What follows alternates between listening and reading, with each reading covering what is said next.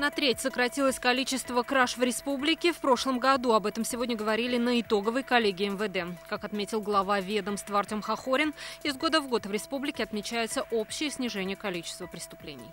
Еще 10 объектов культурного наследия в Казани с прошлого года под охраной государства. За год исполком подготовил 12 заданий по сохранению объектов культурного наследия. Выдано 8 разрешений на проведение работ по сохранению памятников. Врачи ДРКБ проверяют здоровье ребят из детских домов Казани. Консультировать и диагностировать выезжают педиатр, офтальмолог, невролог, лор, ортопед и уролог. В Республиканском доме ребенка медики уже были с визитом.